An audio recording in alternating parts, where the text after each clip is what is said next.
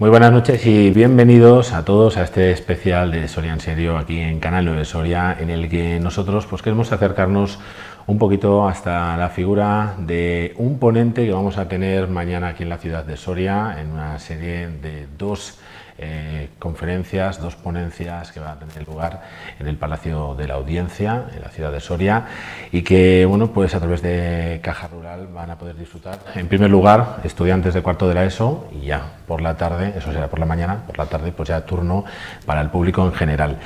¿Y quién es ese ponente? Pues bueno, podríamos estar a lo mejor media hora tranquilamente hablando de toda su larga trayectoria profesional, pero bueno, le vamos a presentar sin más dilación a Miguel Ángel Tobías, que está con nosotros y que pues tenemos el placer de tenerle aquí en los estudios de Canal 9. Miguel Ángel, bienvenido. Pues muchísimas gracias.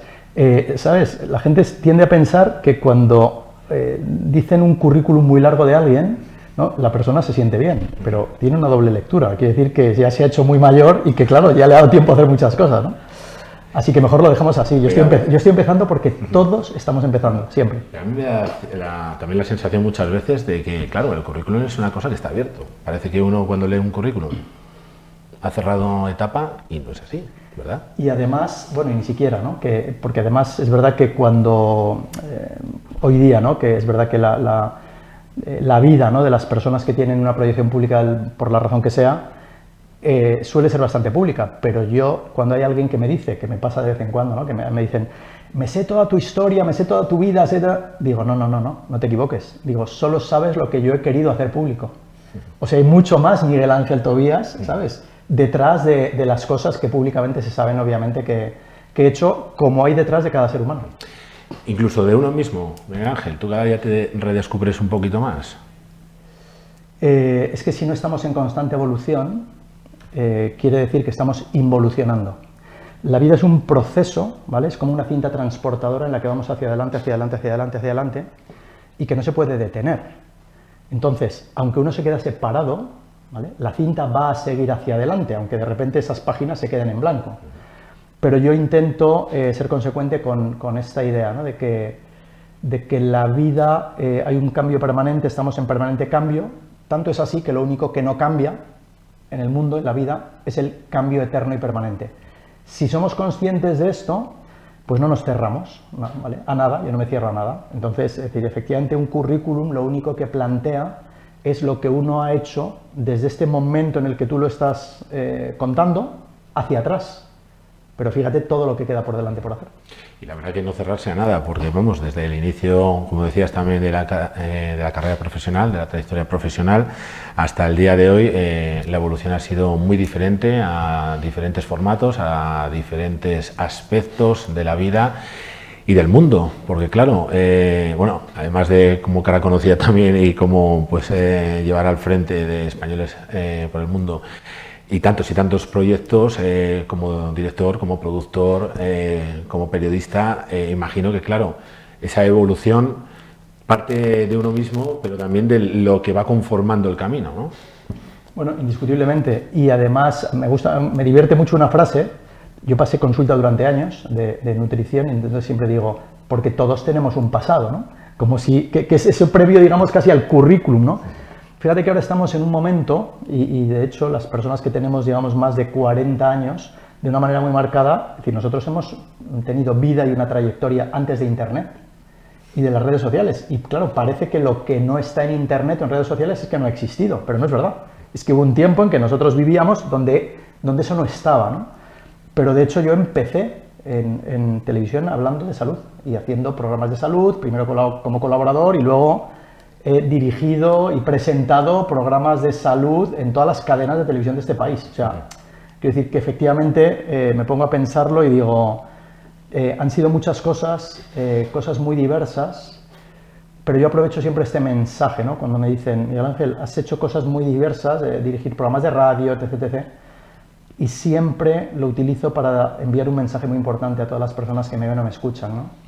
Y es que tenemos la obligación, como seres humanos, de cumplir el mayor número de sueños posibles. Evidentemente la vida no es un camino de rosas, hay muchas cosas que podemos intentar o que vamos a intentar a lo largo de nuestra vida y no van a suceder, pero tenemos la obligación, yo creo que tenemos la obligación, para con nosotros mismos de intentar, ¿sabes?, quemar el mayor número de etapas vitales en la manera y de la forma en la que nosotros queremos. Y al fin y al cabo buscarle también un sentido a lo que hacemos, a lo que vivimos, darle ese sentido a la vida. Pues mira, hay 3 claves y mañana voy a hablar un poco de ello. Por un lado estaría el buscar nuestro propósito vital. Eso requiere de una serie de circunstancias y de condicionantes, ¿no? Pero es importante, es una labor importante, tratar de descubrir dónde queremos estar. Y una vez que sabemos dónde queremos estar, intentar caminar en esa dirección, ¿no? La segunda sería el que nos demos cuenta de que quizá lo que ya estamos haciendo, lo que estamos viviendo, forma parte de nuestro propósito vital.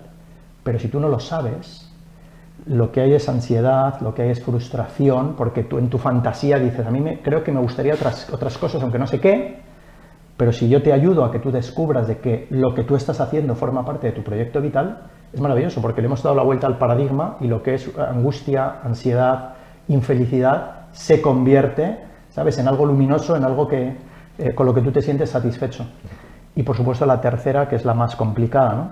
Y es que la vida es verdad que a todos nos va a colocar en situaciones que no nos permiten ni siquiera intentar buscar nuestro propósito vital, y que además esas situaciones que estamos viviendo son tan duras, por las razones que sean, que por supuesto no pueden ser nuestro propósito vital. Pues en esta tercera opción, lo que trato muchas veces de explicar es que debemos intentar que, aunque lo que estemos viviendo sea muy, muy malo, tenemos que tratar de encontrarle a esta situación negativa que estamos viviendo ahora un propósito. Y si somos capaces de ver un propósito, de encontrar un propósito en eso que estamos viviendo, aunque sea muy negativo, eso provoca un efecto ya de descompresión, o sea, ya nos libera en parte de ese sufrimiento que estamos viviendo, y además nos damos cuenta de que podemos aprender de esa situación y nos coloca en mejor posición para cuando hayamos resuelto esto que estamos viviendo ahora, que es tan negativo, poder, efectivamente, como decía, volver a la casilla de salida y en ese momento sí tratar de encontrar el propósito, ¿no? Fíjate que no hay, y esto hace ya muchos años que lo he defendido por todo el mundo en congresos, donde tengo muy claro que no hay nada que cause más enfermedad en los seres humanos, nada, que vivir una vida que no queremos vivir. Entonces, en el momento en que aceptamos, ¿no?, que no hay nada que nos pueda generar más dolor, más sufrimiento y más enfermedad que vivir una vida que no queremos vivir, en el momento en que reconozcamos eso, nuestro principal y más importante objetivo debería ser salir de ahí, es decir, dejar de estar en esa situación. Por supuesto no es fácil, porque claro, si lo fuera, no estaríamos en ella. Si lo fuera, todos habríamos huido, ¿no?, a la primera de cambio. Pero aunque no sea fácil, merece la pena pelearlo e intentarlo. Miguel Ángel, ¿cuál fue el momento de tu vida en el que comunicar lo que me estás contando, por ejemplo, ahora lo que estás contando a la audiencia, dijiste, yo tengo esto que irlo contando por el mundo, yo tengo que decírselo a la gente, yo tengo que hacerles ver un poquito que esa vida de monotonía les está yendo en contra? Pues ha habido varias etapas y con distinto grado de intensidad, ¿no? Por un lado, es verdad que ya solo el hecho de pasar consulta, que lo hice durante 13 años, me hizo estar en contacto con el sufrimiento humano y con la vulnerabilidad, es decir, que es cuando estamos enfermos, cuando tenemos una enfermedad, que no sabemos cuál va a ser el resultado, que no sabemos cómo solucionar, que tenemos miedo de qué secuelas nos pueda dejar, de si nos vamos a curar o no, ¿no? Por lo tanto, ya en ese momento te das cuenta de que es importante generar herramientas que sirvan, ¿no?, para que las personas, en aquel momento pacientes, pues puedan apoyarse, ¿no? O sea, crear escalones donde poder apoyarse y salir, ¿no?, y sacar la cabeza de esa situación de miedo, de angustia, de ansiedad, de crisis vital, ¿no? Más adelante, cuando dejo de pasar consulta, decido que quiero recorrer el mundo y contar historias, empecé a recorrer el planeta en paralelo con Españoles en el Mundo, que era el programa que creé, también en zonas de guerras, de catástrofes, de terremotos, en campos de refugiados, donde me di cuenta de que había personas viviendo situaciones muy dramáticas de vida, pero que muchos de ellos habían sido capaces de darle la vuelta a la situación y de una situación muy negativa ser capaces de salir airosos, de salir adelante y de generar una situación vital luminosa para ellos y para todos sus propios entornos. Se habían convertido en líderes de sus vidas y del resto que tenían alrededor, ¿no? Y luego ya hubo una, digamos, una tercera y definitiva, que es, yo he estado 3 veces al borde de la muerte, 2 en África y 1 en los Andes, y es verdad que estar en esa situación tan límite, donde te das cuenta de que la muerte camina a tu lado, y de que lo lógico y lo que debe pasar y lo que va a pasar, pues es que vas a morir, al no suceder, pues evidentemente te vienes con una serie de enseñanzas. A veces hago la broma, de que digo, oye, si estás al borde de la muerte y vuelves y no has aprendido nada, pues joder, pues haberte muerto casi, ¿sabes? Porque quiero decir, es casi imposible, ¿no?, que estés en una situación de estas y no vengas con cosas aprendidas. Y esta conciencia de la muerte, que deberíamos tener todos, me generó la enseñanza de ser consciente de que efectivamente, como la vida es un regalo y un milagro cada día, pues tenemos el derecho y el deber de celebrar la vida. Tenemos el derecho, pero tenemos el deber de celebrar la vida por nosotros mismos y por todas esas personas que en este momento están viviendo circunstancias donde ya no lo van a poder hacer. Entonces, si viviéramos todos con ese nivel de conciencia, una de las cosas que se diluyen es el miedo. Es decir, el miedo, que es lo que nos frena a todos los seres humanos para vivir la vida que queremos vivir, es lo que nos frena. Es decir, miedo a, bueno, y si me sale mal este proyecto, bueno, y si me sale mal esta relación, bueno, y si me sale mal esto, y si me sale mal, y si me sale mal. Y, es decir, no nos atrevemos por ese y si me sale mal, preferimos quedarnos en una mal llamada zona de confort, que es terrorífico el término, porque claro, no es zona de confort, es zona de disconfort absoluto, es una zona basura, porque si nos estamos sintiendo mal con la vida que tenemos, no puede ser zona de confort, porque nos estamos sintiendo mal, ¿no?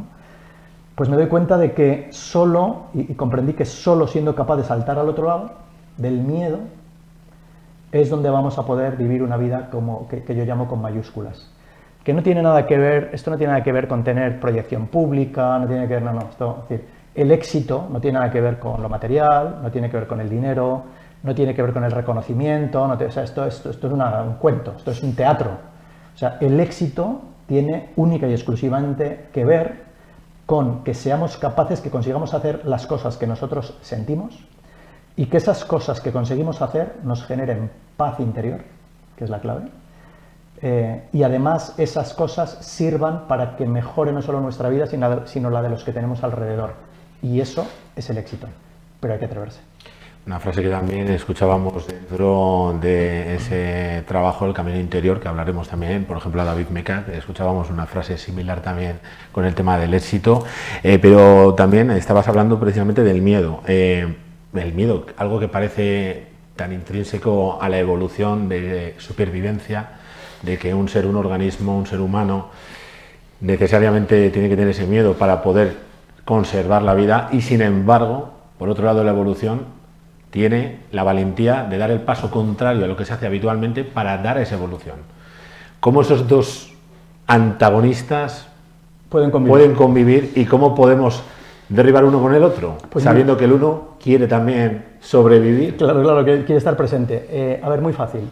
Casi todo en la vida, es decir, la solución a casi todos los problemas en la vida tienen que ver con la consciencia, ¿vale? Con ser conscientes del mundo en el que estamos y de quiénes somos, y tienen que ver con el conocimiento. El conocimiento nos ayuda en este caso para entender y comprender que aunque yo sienta miedo, es decir, ese miedo que estaba en el cerebro reptiliano que nos ha hecho mantenernos vivos, ¿no?, a lo largo de miles de años, porque había peligros reales y por lo tanto, es decir, ese miedo tenía que ser activado de una manera muy fuerte, muy brusca, esa tormenta hormonal, ¿no?, que se nos genera cuando sentimos miedo por algo, ha evolucionado de una manera mucho más lenta de lo que lo ha hecho la vida. Entonces la realidad es que, esto está estudiado científicamente, el 96% de las cosas en nuestra vida a las que tenemos miedo nunca van a suceder. Entonces fíjate la barbaridad que nos estemos dejando, ¿no?, dominar en el 100% de nuestra vida por el 4% de posibilidades. Es decir, es un contrasentido. Entonces dices, oye, ¿la vida siempre es un riesgo? Sí, pero ¿tú a qué prefieres jugártela? Voy a intentar, sabiendo, ¿vale?, que mi miedo solamente es fundado en un 4%, o dejo de vivir la vida que quiero vivir, ¿vale?, abonándome a la idea de que ese miedo me paraliza el 96%. De tal manera que el conocimiento de cómo nace este miedo, de dónde nace, con qué está relacionado, debería ser un acicate suficientemente potente como para que la próxima vez que tengamos miedo a algo, digamos, ¿esto pertenece al 96 o pertenece al 4? Porque no se trata de hacer locuras, ¿no? Es decir, sino de que las decisiones que tomemos en nuestra vida no estén basadas, ¿vale?, en algo que en el 96% de las veces no va a suceder. Precisamente decías también que, claro, eso lleva a una zona de confort a la que hay que intentar escapar de ella para poder disfrutar lo que es la vida. Cuanto más va cumpliendo unos años, más conservador se vuelve, imagino, y claro, más difícil puede parecer salir de esa zona. No sé si en el sentido de, por ejemplo, las charlas que vamos a tener mañana, que vas a tener pues con los jóvenes por un lado y luego con el público en general, la de los jóvenes parece que da un poquito más pie a un poco de ilusión y parece que cuesta un poquito escarbar más en la de la tarde, en la que la gente pues, ¿y cómo salgo yo de aquí? Y fíjate que debería ser al revés, porque en el fondo, si hiciéramos... Tendría que tener más miedo ellos, que son los que empiezan la vida. Evidente, entonces esto es fantástico, ¿no? Entonces el concepto, que es decir, oiga, si usted tiene 80 años y ha llegado a los 80 años ya, ¿a qué tiene miedo? Es decir, hola, tengo 15, debería tener más miedo porque, oye, me la estoy jugando mucho más, me puedo perder muchas más cosas. Esto lo que demuestra es la irracionalidad del miedo, ¿no? Es decir, esto es simplemente, es decir, es pura matemática, ¿no? O sea, te pueden pasar muchas más cosas malas si tienes 15, ¿no?, de los 15 en adelante, que si tienes 85. Por lo tanto, se da la paradoja, vuelve otra vez a ser un ejercicio de reflexión. Y este dato, esto es muy importante porque yo he hablado con muchas personas mayores, muchísimas, más de 1000 personas, digo mayores, de más de 85 años. A lo largo de mi vida, empecé haciéndolo con 19 años, con un señor, al que en una ocasión que tuve le pregunté si él estaría dispuesto, si le gustaría dar un botón y volver a tener 20 años. Y este hombre me dijo, ¿pero para hacer la misma vida que he hecho? Digo, claro, te estoy dando la opción de que le des al botón para repetir, ¿vale?, la vida. Me llevé la sorpresa de que me dijo que no. Me dijo, si es para repetir la misma vida que he hecho, es que no. Entonces me di cuenta y comprendí en esa conversación que mantuvo con él, que luego he replicado y repetido con más de 1000 personas mayores por todo el mundo, de que de lo que nos arrepentimos cuando somos muy mayores, si tenemos suerte de llegar a serlo, es de todo aquello que no hicimos, de todo aquello que no intentamos por culpa del miedo. Ahora cuando la gente se ve en ese momento de la vida, ¿sabes?, que digamos final, uno se da cuenta de merecía la pena haberse arriesgado, merecía la pena haberlo intentado, merecía la pena, porque ahora que me estoy yendo de verdad, me doy cuenta de que no he vivido una vida con mayúsculas precisamente por no ser capaz de saltar al otro lado del miedo. Dices, Miguel Ángel, perdona, claro, has replicado esta conversación, dices, con personas por todo el mundo. Claro, yo estoy pensando también en otro asunto, volviendo un poquito a la salud mental. Al hablar con todas estas personas por todo el mundo, ¿cómo afrontan también en cualquier parte del mundo un tema tan importante, por ejemplo, como la salud mental, cuando hablabas, como el sentido de vida, como volver, por ejemplo, a nacer? ¿Hay algo troncal en el ser humano a lo largo del mundo o la cultura, depende de dónde hayas nacido, varía también un poco la visión que tiene uno? No, mira, una de las cosas que me han preguntado muchas veces, después de saber que yo había recorrido el mundo, periodistas, me han preguntado, oye, ¿cuál es tu conclusión? Después de haber conocido a tanta gente por todo el planeta, haber estado en tantos sitios diferentes, ¿no? Digo, pues es muy clara, y es que los seres humanos nos parecemos mucho más entre nosotros de lo que creemos. Es decir, las cosas importantes de la vida, los sueños, los anhelos, los miedos, el amor, es decir, son mucho más similares, el abordaje interno y externo de todos nosotros, independientemente de la situación social, sociopolítica, socioeconómica, religiosa, ideológica, de credo, y tiene todo el sentido del mundo. O sea, tiene todo el sentido del mundo, es que somos simples seres humanos, todos, ¿no? De tal manera que deberíamos ser conscientes de algo que hoy día ya no tiene ni siquiera debate científico, porque sabemos que es así. y es que no hay nada que cause más sufrimiento y enfermedad que vivir una vida que no queremos vivir. Por lo tanto, cuando yo le he preguntado y le he hablado de esto a personas por todas partes del planeta, me he dado cuenta de que las diferencias están solo en base de la vida que cada uno ha hecho en el sentido de aproximarse más o menos a su propósito vital. Por eso digo que nuestra principal obligación como seres humanos, independientemente de la edad que tengamos, debería ser encontrar cuál es nuestro propósito de vida. Porque cuanto más cerca estemos y más tiempo estemos cerca de nuestro propósito vital, nuestra salud mental, nuestro equilibrio psicológico y emocional va a ser mejor. Y cuanto más nos alejamos de ese propósito vital y durante más tiempo estamos alejados, mayor desequilibrio psicológico y emocional. Por lo tanto, dices, oye, en la balanza, si lo reflexionáramos bien, aunque parece que tiene riesgo, es decir, saltar al otro lado del miedo y hacer esa búsqueda, en realidad no lo tiene. Es mucho peor, ¿sabes?, quedarse sin hacerlo, quedarse sin intentarlo. ¿Qué pasa? Que uno de los grandes miedos, obviamente, que tenemos como seres humanos es miedo al fracaso, indiscutiblemente, ¿no?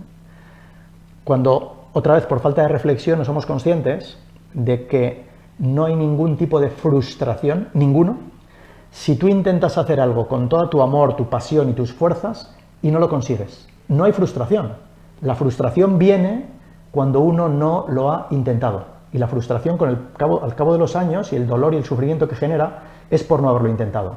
Si yo intento hacer algo y pongo toda mi inteligencia, todo mi corazón, todo lo que yo puedo y sé, y no sale, mi sentimiento con el que me quedo es, vale, no tenía que ser, he aprendido un montón de cosas en este camino, cada vez que intentamos hacer algo que queremos, aunque no lo consigamos, lo que nos hemos es llenado de conocimiento y de experiencia que nos va a hacer más fácil, ¿vale?, en nuestro siguiente propósito, en nuestro siguiente deseo, nos va a hacer más fácil el poder conseguirlo, ¿no?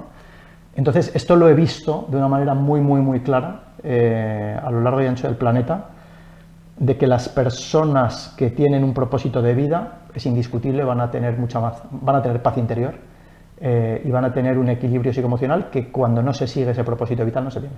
Porque no se puede tener. No se puede tener. Es como si yo te dijera a ti, ¿vale?, tú tienes tu ritmo de respiración. Imagínate que yo te dijese a ti, oye, no respires así, ¿vale? Ahora vas a cambiar la respiración y vas solamente a poder respirar, tomar aire 5 veces cada minuto. Y tú dices, vale, no me voy a morir, pero voy a estar viviendo en angustia permanente porque no estoy haciendo lo que debería hacer, que es respirar de esta manera normal como lo estamos haciendo ahora, ¿no? Pues con el propósito de vida pasa lo mismo. ¿En qué sentido también nuestros padres, nuestros abuelos, nuestra familia, la gente de nuestro entorno que pesa en las decisiones cuando estamos en el colegio, cuando estamos en la etapa educativa intentando crecer, tapan esa posible libertad, esa posible evolución? ¿Cuánto tapa también la sociedad? ¿Cuánto tapan aquellos que dicen esto no se puede hacer? Desgraciadamente hemos creado un sistema de vida en el que estamos absolutamente alienados. Y esa es la realidad. Estamos alienados desde que nacemos prácticamente. Porque ¿Cuánto ha influido el capitalismo en ese sentido? Todo. Vivimos en un sistema. Es decir, lo que pasa es que no tengo que decir que nadie entienda con mi respuesta que de repente que soy comunista. O sea, quiero decir, claro, él dice, oye, ¿y qué es lo contrario al capitalismo? No, yo creo en un capitalismo social. Yo creo en un capitalismo más humano y más humanizado, donde todos deberíamos partir con las mismas bases y las mismas reglas y las mismas oportunidades, donde deberíamos ayudar, fíjate, deberíamos ayudar al que se va quedando rezagado, ¿vale?, a que siga, pero deberíamos apoyar al que brilla y al que despunta, porque en ese que brilla y que despunta de repente no sabemos si mañana tenemos la cura del cáncer, o tenemos, es decir, ¿sabes?, un sistema potabilizador de agua a coste cero y que acaba con el problema del agua potable en el mundo, o que. Entonces, pero claro, ha influido mucho porque hemos creado un sistema, estamos en un sistema socioeconómico donde lo único que se busca es la rentabilidad económica y el crecimiento del sistema. Y entonces en este ejercicio nos hemos perdido dónde queda el ser humano. Y si tú no colocas, y ahora lo estamos viendo con el tema de la sostenibilidad, y con el tema del cambio climático, la sostenibilidad, etcétera, etcétera. Yo estoy 100% convencido que tenemos que ir hacia un mundo más sostenible, en todos los órdenes, en todos los sentidos, pero pongo una premisa básica. Y es que esto nunca va a ser posible, ni se puede dar, ni sería justo que se diera dejando a nadie atrás. Es decir, tenemos que volver a recolocar a la persona en el centro y lo tenemos que recolocar en el sistema educativo. Es decir, es fascinante la cantidad de historias que hay, incluso de chavales, de gente que no iba bien en el cole, que no eran capaces de atender, que no eran tal, y que han acabado siendo grandes poetas, grandes poetas. Claro, es que no tenemos por qué ser todos iguales. Y yo abogo por la individualidad y abogo por la libertad de cada individuo de desarrollarse plenamente tal y como su alma y su corazón se lo dicte. Cuando estoy escuchando esto y yo estoy pensando en los jóvenes y en las redes sociales, estoy pensando, las redes sociales han dado la espalda al mundo real. Los jóvenes que van buscando también esos estereotipos tan marcados, que caen presas de horas y horas, que lo estamos viendo también en un mundo en el que normalizan ver, ya no vamos a decir solo la pornografía, pero incluso violencia entre ellos, esa normalidad que la ven, esas redes sociales que tenían que comunicar, ¿están dando la espalda al mundo? Fíjate, el concepto es bastante simple, la tecnología no es mala o buena. Las redes sociales no son malas o buenas, tienen que ver con el uso que hacemos de ellas. Es como el uranio. ¿El uranio es bueno o es malo? Pues si hacemos una bomba, es malísimo, pero si hacemos una máquina de un escáner para un hospital que detecta enfermedades, es maravilloso, el mismo uranio, ¿no? Con las redes sociales pasa exactamente lo mismo, tiene que ver con el uso que hagamos de ellas. ¿Qué pasa? Que los niños y los jóvenes ahora y adolescentes que ya son nativos digitales, han crecido negativamente para ellos, acoplados, ¿vale?, a una serie de dispositivos que efectivamente lo que muestran no tiene absolutamente nada que ver con el mundo real. Y hay mucha gente que me dice, bueno, ¿y qué hacemos? ¿Cómo hacemos? Yo de verdad lo tengo muy claro, clarísimo. Pero no yo, y lo tienen en el Instituto Tecnológico de Massachusetts, y los que los propios crean y envían a sus hijos a colegios y escuelas analógicas, o sea, con libros otra vez, con bolígrafos, y no hay pantallas en los colegios, etcétera, etcétera. No se nos ocurre, ¿verdad?, dejarle un coche a nadie, a un niño de 12, 13 años, a que lo condujese. No porque técnicamente no pudiera hacerlo. Si le enseñas, yo conducía con 14 años allí por una finca de un tío mío, o sea, quiero decir, famoso un 4L de aquellos, un primo mayor me enseñó y tú lo sabes manejar, pero no tienes la madurez y no tienes la configuración neuropsicológica para entender cuál es la herramienta que tienes en la mano y el daño que esta herramienta te puede generar y te puede hacer, ¿no? No hay debate tampoco científico a nivel mundial sobre el daño que las redes sociales y las tecnologías están causando en niños y adolescentes, pero esto nos va a traer graves consecuencias desde el punto de vista de la salud mental en el futuro, o sea, no ya en este momento que también, sino cuando vayan pasando una serie de años, y por lo tanto necesitamos llegar a un consenso. Instituciones políticas, instituciones académicas, empresas que publicitan cosas para niños y para adolescentes a través de las redes sociales, y por supuesto los padres, en la clave y en el núcleo de esta situación, de decidir, oye, es que yo no le daría un móvil a un niño bajo ningún concepto, antes de los 14 años. Y a partir de los 14 años, además con supervisión. Y claro, uno dice, oye, es que no se puede controlar. Yo no estoy hablando de si se puede o no se puede. Lo que te digo es que lo tienes que hacer. Porque si yo te dijese realmente a ti, que tienes un hijo adolescente, y yo te dijese, oye, mira, tú estás dejando que tu hijo coma cada día este alimento, que sepas que esto le va a convertir en diabético dentro de 4 años. ¿Le prohibirías comer ese alimento aunque llore, aunque patalee y aunque diga que le encanta? ¿A que se lo prohibirías? Porque dirás, ahora no me entiendes, pero ya me entenderás. Cuando seas más mayor comprenderás que esto lo hice para protegerte y que fue bueno para ti. Soy incapaz intelectualmente de comprender cómo no somos capaces de hacerlo con el tema de las redes sociales y de los dispositivos electrónicos, móviles y tablets principalmente. No soy capaz de comprenderlo. Es decir, no, es que yo sé, por conocimiento científico, que el uso abusivo de las redes sociales está generando problemas de salud mental en los niños gravísimos.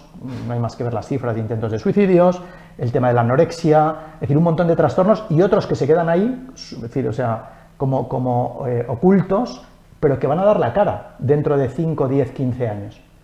Y entonces no eres capaz O sea, sí le quitarías a tu hijo una sustancia para que no fuera diabético dentro de 4 años, pero no tienes la capacidad, el valor, el compromiso de quitarle a tu hijo un dispositivo para que no sea un enfermo mental dentro de 5 años. No lo comprendo. Miguel Ángel, parece dar la sensación que los informativos, tanto a nivel local como a nivel nacional, cuando salen casos de bullying, suicidios, todo lo que conocemos en el entorno escolar, parece que es la punta del iceberg, de un iceberg enorme, y que parece que ha tenido que venir una pandemia vírica para poner el foco en una pandemia como era la salud mental. Parece que hasta que no se destapó con la pandemia de la COVID-19, la salud mental estaba ahí, pero no con la intensidad con la que se le está poniendo ahora el foco. No sé si tienes también esa sensación. Fíjate la barbaridad de lo que ha pasado. Es decir, la pandemia ha sido un catalizador que nos ha hecho como sociedad, no en España, o sea, a nivel mundial, ¿no? Nos ha hecho como sociedad que ya no seamos capaces de contener, es como que sepamos que hay agua, ¿no?, por debajo, y tenemos la tapa de la alcantarilla y estuviéramos presionando para que el agua no saliera, pero de repente un día el agua que está por debajo tiene tanta fuerza y hay tanta agua que nos tira para arriba la tapa de la alcantarilla y ya no podemos contener ese agua que está ahí. Esto es lo que ha pasado con la salud mental. Es decir, el problema estaba subyacente. Es decir, precisamente el Camino Interior ha sido un proyecto que yo creé en pandemia, cuando tomé conciencia de que las secuelas que la pandemia nos iba a dejar iban a ser secuelas psiquiátricas, psicológicas, emocionales y existenciales. Porque claro, la pandemia lo que ha hecho es, y es muy fácil entenderlo, ¿no?, para quien ha perdido un familiar no hace falta explicar cómo está y cómo le ha afectado la pandemia. Para el que ha tenido un COVID personal o alguien familiar que ha pasado por hospital UCI, no hace falta explicar cómo se han quedado. Los que lo han tenido a título personal, aunque no hayas llegado a UCI, pero que lo has tenido y has tenido ese miedo, no hace falta explicarlo. Otros han perdido empresas, otros han perdido puestos de trabajo, otros han visto cómo se reducía su nivel económico por culpa de la pandemia, ¿no?, tanto empresarios como trabajadores. Bueno, pues aunque hayas tenido la suerte de no haber vivido ninguna de estas circunstancias, como mínimo lo que sí hemos vivido todos es un año de encierro. Este año de encierro, literalmente, lo que ha provocado, porque solamente tiene 2 opciones, una, hacer que la gente, de repente aflore un problema, es decir, de salud mental, que estaba ahí medio tapado, pero que ya no eres capaz de contener. En otros casos lo ha creado, y en otros casos lo ha potenciado. Es decir, tú tenías en este nivel, pero de repente lo ha potenciado. La única cosa buena que nos ha traído la pandemia en este sentido es que como esta pandemia, ¿no?, de problema referente a la salud mental, que es una pandemia también, es tan grande que ya no hay forma de ocultarla.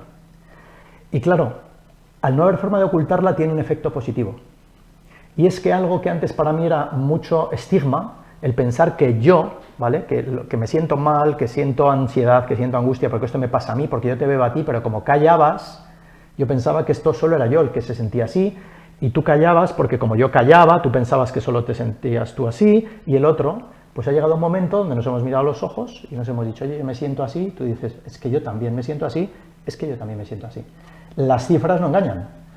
El porcentaje de psicofármacos se ha multiplicado por 4, de venta de psicofármacos, de ansiolíticos, de somníferos, se ha multiplicado por 7 los problemas de conducta en niños y adolescentes, los incrementos de intentos de suicidios, los incrementos a lo bestia de gente que te reconoce que ha tenido pensamientos o que ha tenido pensamientos suicidas, lo cual, ¿qué pasa? Que en positivo, por eso te decía, ¿no?, lo que tiene es, oye, reconocernos y mirarnos a los ojos y decir, oye, que todos somos vulnerables, que todos podemos estar en una situación, y si no hemos estado y no estamos, créeme que vamos a estar. Créeme que vamos a estar a lo largo de una vida, todos vamos a pasar por procesos, ¿sabes?, de miedo, de angustia, de ansiedad, ¿vale?, de depresión, y que en el momento en que reconocemos que esto nos puede pasar a cualquiera, y de hecho que nos va a pasar, si no nos está pasando ya, ha bajado la presión sobre ello. Pero necesitamos que esto no decaiga, o sea, necesitamos que se siga hablando de esto para que la gente se siga atreviendo a hacerlo y para algo muy importante. Y es que al final los dirigentes políticos que realmente se mueven única y exclusivamente en función de lo que creen que es mejor para sus intereses, cuando la presión social aumenta, en el sentido que sea, es cuando de repente ellos toman cartas en el asunto. Hay que mirar al asunto. Porque necesitamos medios, necesitamos recursos, necesitamos que haya mucha más atención, muchos más psicólogos. Es decir, no, es una barbaridad que en la sanidad pública una madre vaya con un niño o una niña y le den cita para dentro de 4 semanas, con una crisis, y que lo internen una semana y luego ya no más porque no hay espacio y hay alguien detrás en la cola que tiene que entrar. Esto es una barbaridad. Pero además científicamente también sabemos, hasta desde el punto de vista económico, que ya el mayor grado de absentismo laboral, de horas de trabajo perdidas, vienen determinadas por problemas relacionados con la salud mental. Por lo tanto, es una inversión, y debería ser una inversión, y va a ser una inversión si lo hacemos altamente rentable. Primero, para el propio bienestar y felicidad como seres humanos, pero también de toda la sociedad. Entonces, esto es algo que a mí me ha motivado también mucho en este proyecto, el decir, tenemos que hablar de esto para ayudar a la gente, para generar herramientas, para generar optimismo, para generar esperanza, para explicar que merece la pena luchar, para explicar que no tenemos que tener vergüenza en pedir ayuda si la necesitamos, porque es verdad que hay muchas personas fuera queriendo ayudar, pero si yo no te digo que me siento mal y yo no te digo que necesito ayuda, ¿cómo me vas a ayudar? Es una de las cosas también analizadas en Camino Interior, en ese prisma con diferentes personalidades, con diferentes profesionales que han querido dar también en ese camino de Santiago particular su experiencia, poner en sus manos lo que ha pasado, lo que ha transcurrido por sus vidas, ¿verdad? Ese ha sido para mí, cuando yo contacté con ellos, con estos 16 protagonistas de la serie, les dije, mirad, esto no va a ser un programa de entrevistas, yo no quiero que eso sea un programa de entrevistas, lo que quiero es que el espectador perciba de una manera real y honesta, es que 2 amigos nos hemos juntado por la mañana a recorrer una etapa del Camino de Santiago con la única premisa de abrirnos de corazón, de poder hablar de nuestras vidas, de lo que sentimos, de lo que hemos vivido, de lo que nos ha pasado, de tal manera que, claro, en ese recorrido vital, ¿no?, que hacemos entre nosotros, pues ¿qué es lo que se desprende? Lo que hablábamos antes, que se desprende que todos nos parecemos mucho más de lo que nos imaginamos, que nuestros miedos, sueños, anhelos, angustias, son muy parecidas, que todos somos vulnerables, ¿vale? Y que en función de cómo cada uno de todos los protagonistas que estábamos ahí haciendo la serie, por las experiencias vividas, hemos ido resolviendo temas, yo lo que he hecho es sacar a la luz, ¿vale?, esos mensajes, esas herramientas para que el espectador, el que pueda en cada momento, con lo que le resuene de lo que está pasando ahí, de lo que hemos hablado, lo pueda aplicar a sus vidas. Pero fíjate, de cara a los espectadores que vean la serie y que la pueden ver, es decir, la serie está en Movistar para quien tenga la plataforma, y también está en RTV Play, que es en abierto, que se puede ver a disposición de todo el mundo. La idea y el objetivo era llenar tanto de verdad la serie que de los 17 caminantes que somos, conmigo incluido, 13 hemos estado al borde de la muerte. 13. Por lo tanto, claro, son lecciones que nos hemos traído aprendidas y que lo que hacemos es ponerlas, ¿no?, es decir, al servicio simplemente de los espectadores, para que el espectador se dé cuenta de que merece la pena luchar, de que no hay que rendirse, de que por muy difícil y complicado que parezca, el sol va a salir mañana nuevamente, que no tengamos miedo de perder ayuda, y que nos demos cuenta de que todos nosotros, de la misma manera que llevamos un niño dentro, al que hay que dejar salir. El niño es el que se atreve a hablar, el niño es el que no tiene filtro, el niño es al que le da igual lo que tú pienses de él, coge y te dice lo que en ese momento piensa. Deberíamos volver a rescatar a ese niño interior, y a la vez, en paralelo, todos, cada uno de nosotros, tenemos dentro un guerrero al que podemos apelar. Es decir, hay dentro de nosotros muchísima más fuerza, muchísima más de la que nos podemos imaginar. A los que nos ha tocado vivir situaciones límite, de vida o muerte, te das cuenta cuando estás en esa situación que efectivamente, ¿vale?, dentro de nosotros está ese guerrero, y que es capaz de hacer cosas que nunca nos hubiéramos imaginado que es capaz de hacer si no nos hubiéramos visto en la situación. yo no le deseo a nadie, y esta es la clave de la serie, yo no quiero que nadie tenga que vivir una experiencia así, ¿vale? Para que lo descubra, y lo que espero y a lo que aspiro es que con el hecho de mostrarlo de corazón, de explicárselo, de decirlo, de mostrarlo y demostrarlo, pues sirva para darte cuenta de que, oye, si estos sí, joder, y todos ellos sí, gente completamente heterogénea, cada uno de su padre y de su madre, profesiones diferentes, vidas diferentes, etcétera, ostras, todos estos sí. Y una vez que descubro que estos son igual que yo, pues yo también.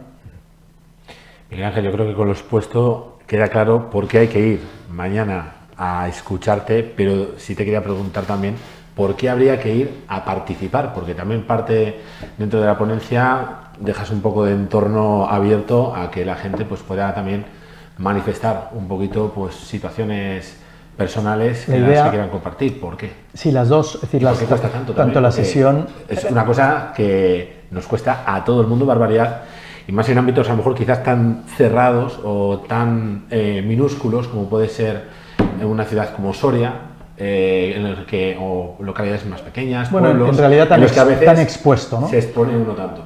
Mira, es maravillosa la experiencia. Yo ya llevo unas cuantas ciudades de gira. Es maravilloso vivir la experiencia de darnos cuenta de que no hay nada que avergonzarse, de que tanto los chavales jóvenes, o sea, los chavales por la mañana como los adultos por la tarde, lo único que reciben es caras y gestos de comprensión, de cariño y aplausos cuando de repente uno se abre a explicar algo. Pero como a mí me importaba mucho que estas dos sesiones fuesen y sean interactivas, yo voy a dar una conferencia en cada una de ellas. Después vamos a ver, yo he hecho una selección de algunos momentos de la serie del Camino Interior, es una especial para los adolescentes y otra luego por la tarde para los adultos, y vamos a tener una hora de tiempo para abrir un coloquio, para que la gente, después de haber escuchado la conferencia, la charla, y haber visto esa parte audiovisual, pueda comentar, pueda compartir, pueda preguntar lo que sea, lo que en ese momento sienta y que crea que le puede venir bien. Ha sido maravilloso ver la generosidad de algunas personas en sus intervenciones en distintos sitios, que han intervenido para confesar una situación personal, después de que otros lo han hecho, para decir: yo me sentí como tú, yo me sentí como tú, me sentí como tú, y salí adelante. O sea, esto que tú estás viviendo ahora, yo lo viví hace 6 meses, hace 1 año, hace 2, se puede salir adelante, merece la pena pelearlo, y aquí estoy si necesitas una mano, necesitas un hombro, ¿no? En realidad yo, desde hace muchos años, sé que a cada sitio llega y en cada sitio está solo quien tiene que estar. Entonces lo que le diría a la gente que pueda o que quiera venir mañana es que lo hagan solamente de verdad si lo sienten. Si con esta conversación nuestra sienten que algo de lo que hemos hablado aquí les resuena, si se sienten identificados con este sentimiento, que lo hagan, es decir, y que vayan con el corazón abierto. Vamos a vivir una jornada muy, muy, muy especial, y yo espero de corazón que lo que pase mañana ayude a algunas personas a aliviar su sufrimiento y a cambiar sus vidas si es que están viviendo vidas que no quieren vivir.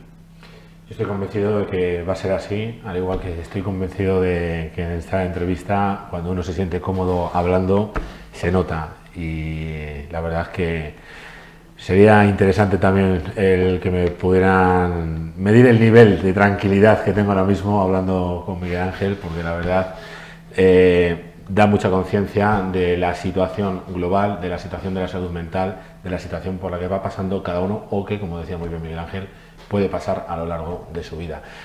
Sin más, Miguel Ángel, la verdad es que un tremendo placer que hayas podido estar compartiendo unos minutos aquí con nosotros, que nos encantaría que fueran horas, horas y horas, porque da gusto escucharte. Amenazo con volver. Pues yo encantado de todas las veces que quieras, porque yo estaría horas escuchándote. Así que Miguel Ángel Tobías, un placer, muchas gracias, y mañana pues invitamos a todos a que se acerquen y que te vean. Pues gracias de corazón, y gracias muy especialmente a la Caja Rural, que ha tenido la iniciativa para que podamos hacer esto mañana, y espero que sea un día inolvidable. Muchas gracias. Pues Miguel Ángel Tobías, hoy aquí en Canal 9 Soria, en este especial Soria en Serio.